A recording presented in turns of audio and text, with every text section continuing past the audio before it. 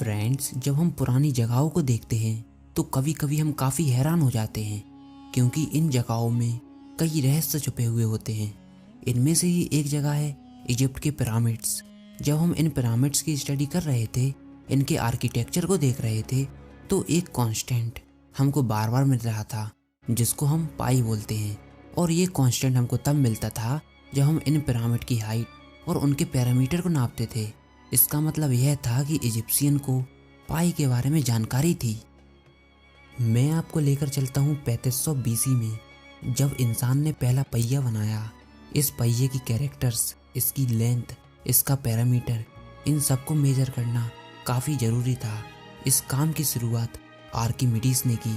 उनका कहना था कि कैसे हम किसी सर्किल की बाउंड्री और उसकी सरकमफेरेंस का पता लगा सकते हैं। लेकिन उस समय तक हमने डेसिमल सिस्टम नहीं बनाया था। उस समय हमारे पास डेसिमल्स नहीं थे। इसके लिए उन्होंने एक सिंपल तरीका बताया। उन्होंने कहा कि मान लीजिए एक सर्किल है। इस सर्किल के बीच में हम एक पॉलीगन लेंगे जिसकी कुछ साइड होंगी। तो अगर हम इस पॉलीगन की साइड का मेजरमेंट कर लें तो हमको रफली सर्किल की सरकमफेरेंस मिल जाएगी। लेकिन उसमें कुछ एरर भी होगा। तो इस एरर को कम करने के लिए हम उस पॉलीगन की साइड को और भी ज़्यादा बढ़ा देंगे, 10, 15 या 20 साइड कर देंगे। तो यह हमको एक अप्रॉक्सीमेशन देगा उस सर्किल की सरकमफेरेंस की। और यह एक सिंपल तरीका था जिससे कि हम सर्किल की सरकमफेरेंस पता कर सकते थे। और इस सरकमफेरेंस की वजह से हम पाई की वैल्यू भी निकाल सकते थे, क्योंकि रेडियस और सरकमफेरेंस इन सब में हमको रिलेशन मालूम है। जॉन नेपियर ने 1616 में हमें लॉगरिथम्स दिए और उस समय तक डेसिमल सिस्टम भी बन चुके थे। इसके जरिए हम किसी भी सर्किल की सरकमफेरेंस निकाल सकते हैं। मान लीजिए है एक सर्किल है, इसका सरकमफेरेंस आपको पता करना है। इसके लिए हम एक धागा लेंगे और इस धागे को उस सर्किल की बाउंड्री पर रख देंगे। उसका एक चक्कर लगवा देंगे उस पॉइंट तक जिस पॉइंट से हमने मेजरमेंट स्टार्ट की थी। और फिर हम इस धागे की लेंथ को नाप लेंगे। इससे हमको उस सर्किल की सरकमफेरेंस मिल जाएगी। और उसके बाद हम इस धागे की मदद से उस सर्किल का डायामीटर भी नाप लेंगे।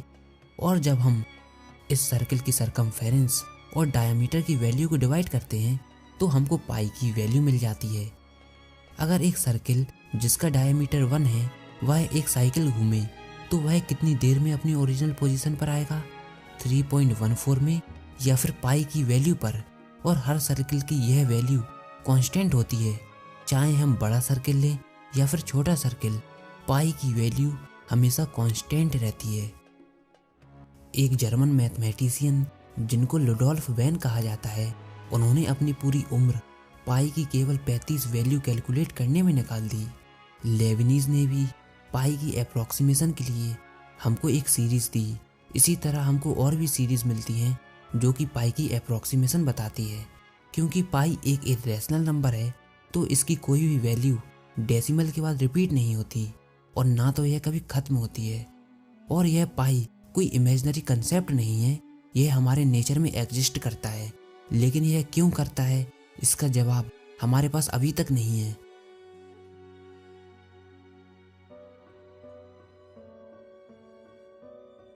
हम लिमिट्स और ट्रिग्नोमेट्रिक इक्वेशन से भी पाई की वैल्यू निकाल सकते हैं। सुपर कंप्यूटर के इन्वेंशन के बाद हमने पाई की वैल्यू काफ़ी तेज़ी से निकालना शुरू कर दी। फेवरिस बिलार्ड, इन्होंने पाई का एल्गोरिथम बनाया, इसका प्रोग्राम बनाया और सुपर कंप्यूटर का इस्तेमाल करके उन्होंने पाई की 2.7 ट्रिलियन डिजिट तक की वैल्यू फाइंड कर ली। लेकिन ठीक है, इन सब चीज़ों को करने का फ़ायदा क्या है? दरअसल पाई पूरे सर्किल को डिफाइन करता है, सिलेंडर को डिफाइन करता है। और सर्किल्स हमारे लाइफ में, हमारे नेचर में हर जगह पाए जाते हैं। अगर आपको किसी सिलेंडर में पता करना हो कितनी गैस भरी हुई है तो उसके लिए आपको उसका वॉल्यूम निकालना पड़ेगा और उसमें हमको पाई की ज़रूरत पड़ेगी। किसी पाइप में कितनी गैस फ्लो हो रही है उसके लिए पाई की ज़रूरत पड़ेगी। इलेक्ट्रोस्टैटिक्स में हमको पाई की ज़रूरत पड़ती है। जब भी हम चार्ज के अराउंड इनक्लोज्ड पाथ लेते हैं, गॉसियन सरफेस इमेजिन करते हैं, तो या तो वह एक सर्किल होता है या फिर सिलेंडर। उसमें भी हमको पाई की ज़रूरत पड़ती है जिससे उसकी इलेक्ट्रिक और मैग्नेटिक फील्ड उनकी कैलकुलेशन हो पाए। एक पेंडुलम को डिज़ाइन करते समय आपको पाई की ज़रूरत पड़ेगी। एरोप्लेन, स्पेसक्राफ्ट, इनके आर्किटेक्चर को बनाने के लिए पाई की ज़रूरत पड़ती है। पाई की वैल्यू को ध्यान में रखकर इनको बनाया जाता है। इसके बिना हम इनको नहीं बना सकते। हमारे सोलर सिस्टम में प्लैनेट ऑर्बिट करते हैं सन के अराउंड। इनके ऑर्बिट को डिफाइन करने के लिए भी हमको पाई की ज़रूरत होती है। स्पेस की स्टडी करने के लिए भी हमको पाई की काफ़ी ज़रूरत होती है। नासा ने अभी तक पाई की 15 डिजिट से ज़्यादा कैलकुलेशन नहीं की। नासा ने अभी तक जितने भी मिशन स्पेस में भेजे हैं उनमें से सबसे पुराना वॉयेजर 1 है और ये पृथ्वी से लगभग 12 बिलियन माइल्स की दूरी पर है। तो अगर हमको कैलकुलेशन करनी हो कि यह वॉयेजर 1 हमारी पृथ्वी के सेंटर से कितना बड़ा सर्किल बनाता है, तो उसके लिए सिंपल रेडियस हमको मालूम है और प्रैक्टिकली हम उसकी सरकमफेरेंस भी पता कर सकते हैं। और इस कैलकुलेशन के लिए हमने पाई की केवल 15 डिजिट तक की ही वैल्यू को इस्तेमाल किया है और ऐसा करने पर हमको केवल 1.5 इंच का एरर देखने को मिला। देखिए इतना कम एरर, केवल 1.5 इंच। क्योंकि अगर हम पाई की वैल्यू को ज़्यादा बढ़ाएंगे एरर को कम करने के लिए, तो इस कैलकुलेशन के लिए हमको काफ़ी ज़्यादा टाइम लगेगा। इसलिए इतने कम एरर को हम निगलेक्ट कर देते हैं। इसी तरह जब हम स्पेस की इक्वेशंस को देखते हैं तो हमको पाई जगह जगह नज़र आता है। जब हम विजिबल यूनिवर्स को ऑब्जर्व करते हैं और मैथमेटिक्स के जरिए उसकी सरकमफेरेंस निकालते हैं, तो इसके लिए हम केवल पाई की 39 डिजिट्स का यूज़ करते हैं। और आपको यह बात जानकर काफ़ी हैरानी होगी कि इसमें केवल एक हाइड्रोजन एटम के बराबर एरर होता है। तो दोस्तों यह सब था पाई के बारे में। यह कितना इम्पोर्टेंट है इस बात का पता आपको अब तक चल गया होगा। किताबों में तो यह हमको बहुत पढ़ाया जाता है, लेकिन अगर पाई की वैल्यू हम कहीं गलत यूज़ कर दें तो हर फील्ड में हमको बहुत ज़्यादा फ़र्क पड़ सकता है। तो आई होप आपको ये वीडियो ज़रूर पसंद आई होगी। अगर ऐसा है तो इस वीडियो को अपने सारे दोस्तों के साथ शेयर कीजिएगा। यह वीडियो आपको कैसी लगी कमेंट बॉक्स में लिखकर ज़रूर बताइए।